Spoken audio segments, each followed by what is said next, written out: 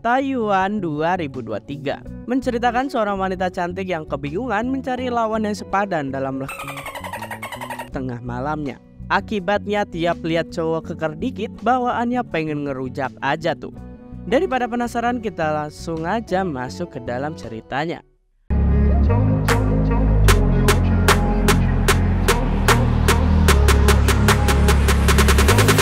Film dimulai dengan memperlihatkan seorang beberapa siswa yang tengah menjalani gladi bersih. Ia akan mengadakan sebuah acara perpisahan, namun di tengah-tengah kesibukan para siswa tersebut ternyata ada sepasang siswa yang bernama Horor dan Ella sedang asik berduaan di belakang panggung. Ella yang belum berpengalaman dalam kegiatannya, ia pun terus menjadi merasa was-was dan tanpa henti memperingati Herod untuk tidak terlalu berisik dan juga tetap waspada memperhatikan kondisi sekitar. Dan ternyata benar saja, ketakutan Ella pun terjadi. Datanglah seorang siswa yang bernama Jenna yang merupakan pacar si Herod memergoki mereka yang tengah asik berdua.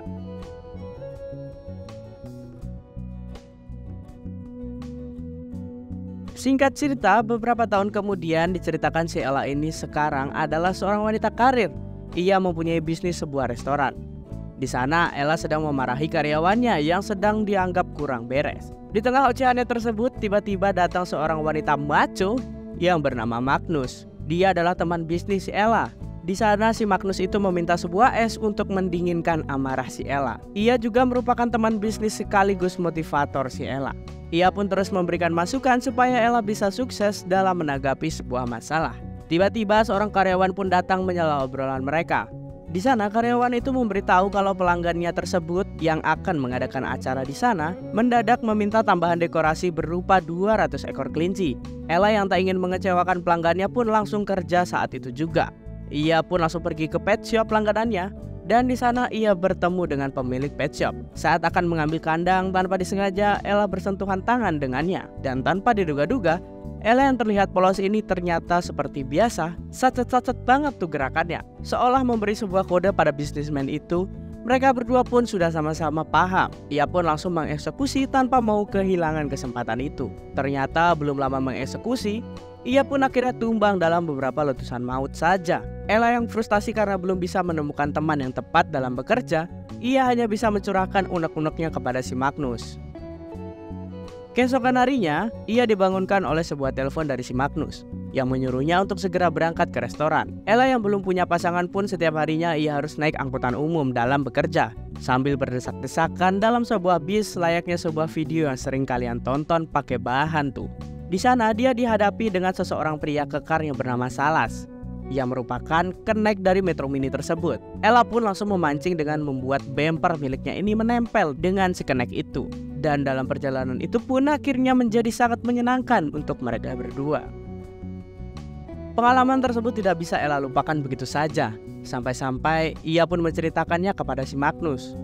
Kalau hanya laki-laki itulah yang bisa membuat si Ella kelepek-kelepek, bahkan sampai bercucur sana-sini. Merasa keinginannya selama ini yang ditunggu-tunggu bisa terwujud, Ella pun berencana untuk menemui kenek itu lagi. Di tempat lain, tepatnya di rumah kenek Metro Mini itu, ternyata kenek yang Ella maksud sudah berkeluarga, bahkan telah mempunyai seorang anak perempuan. Namun dengan keadaan yang pas-pasan, membuat keadaan rumah tangganya menjadi kurang baik. Singkatnya, keesokan harinya Ella yang masih penasaran dengan sosok kenek idamannya itu, terus melakukan berbagai usaha untuk mendekatinya. Dengan jurus kilat yang sudah diajarkan Magnus kepadanya, dengan beraninya Ella merayu Salas di tengah kerumunan penumpang bis. Singkat cerita, di malam hari Salas yang stres dengan keadaan rumah, dia pun melampiaskan semua kekesalannya dengan berkumpul bersama teman-teman seprofesinya. Ia pun berkumpul di garasi tempat ia bekerja. Di saat sedang asik mengobrol, seorang temannya memberitahu kalau di luar sana sudah ada seorang perempuan cantik yang telah menunggu si Salas. Setelah ditemui, ternyata perempuan itu adalah Ella, yang ternyata dari siang terus mencarinya. Tanpa intro gak jelas lagi, si Ella ini pun langsung kelewat lapar. Ia pun langsung melancarkan serangannya terhadap si kenek beruntung ini. Dan akhirnya mereka pun berakhir dengan berada di dalam bis saat ia bekerja. Singkat cerita, pagi hari pun tiba. Magnus yang baru bangun tidur dibuat heran dengan melihat wajah Ella yang sedang berseri-seri. Di sana Ella pun menceritakan semua pengalaman barunya semalam. Ella merasa keinginannya selama ini telah terwujud. Ia pun tidak bisa melupakan semua pengalaman di malam itu.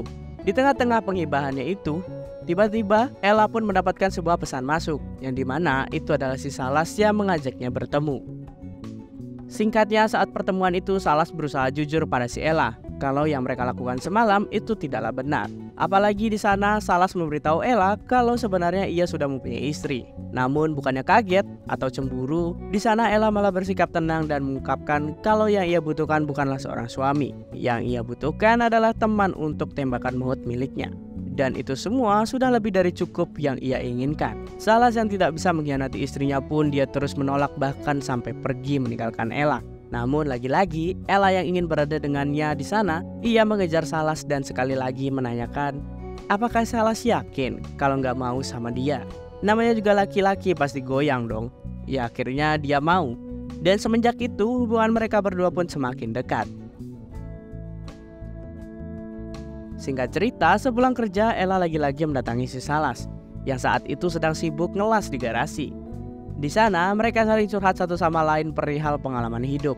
Ella pun menceritakan kalau dia begini karena sudah trauma dengan hubungan yang pernah ia jalani beberapa tahun lalu.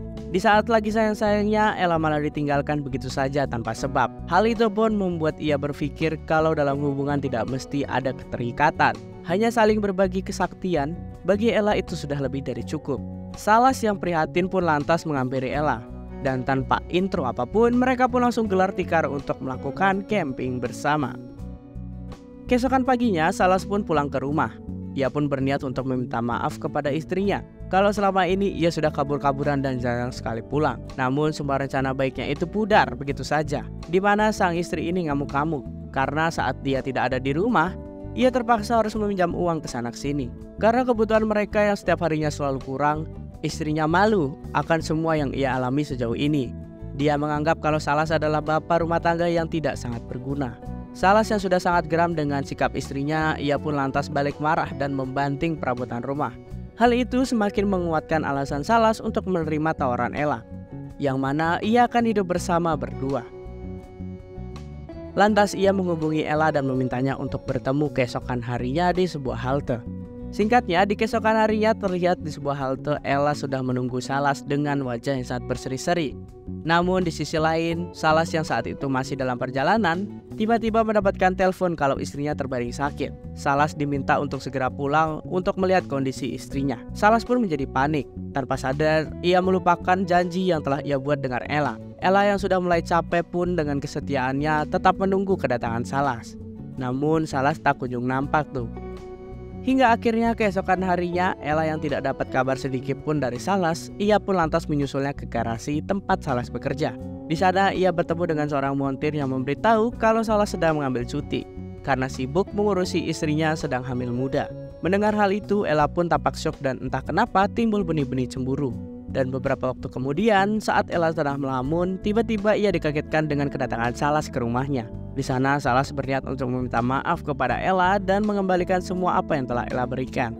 Salas mengungkapkan kalau ia sudah tidak bisa lagi melakukan ini semua. Ia sadar kalau semua ini adalah salah si Salas. Sebaiknya ia lebih mementingkan istri daripada si Ella. Ella yang merasa hatinya dipermainkan pun memutuskan untuk mengakhiri hubungan mereka dan menyuruh Salas pergi dari hadapannya.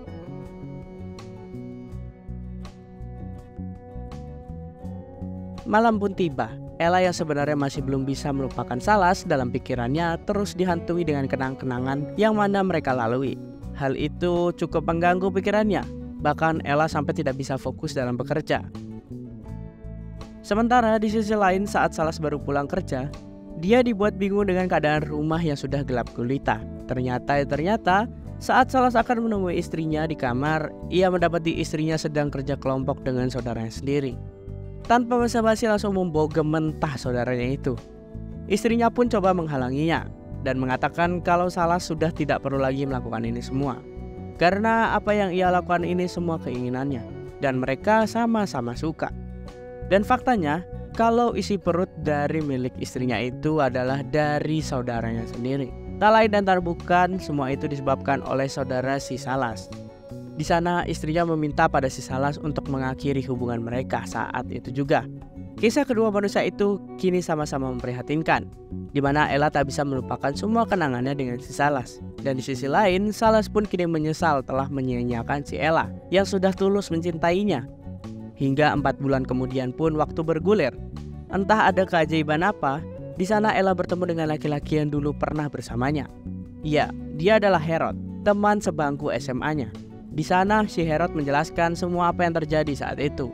Dan bagi Herod, Ella adalah wanita yang tidak ada minusnya sama sekali. Makanya sangat beruntung untuk pria yang bisa mendapatkan hati si Ella. Setelah obrolan bersama mantannya itu, Ella pun hendak pulang dengan menunggu kedatangan Metro Mini di halte seperti biasa. Dan tiba-tiba Ella dikejutkan dengan kedatangan Salas yang ternyata sudah berkali-kali datang ke halte itu untuk menemui si Ella. Di sana Salas pun mengungkapkan semua penyesalannya. Salas berharap kalau mereka bisa melanjutkan kembali semua momen-momen indah yang pernah ia lakukan. Dia pun memberitahu kalau dia sekarang sudah tidak bersama istrinya lagi. Ia berjanji kalau untuk kali ini Salas akan memprioritaskan Ella. Ella yang memang masih merindukan hantaman si Salas, ia pun lantas langsung menerimanya. Dan film pun berakhir.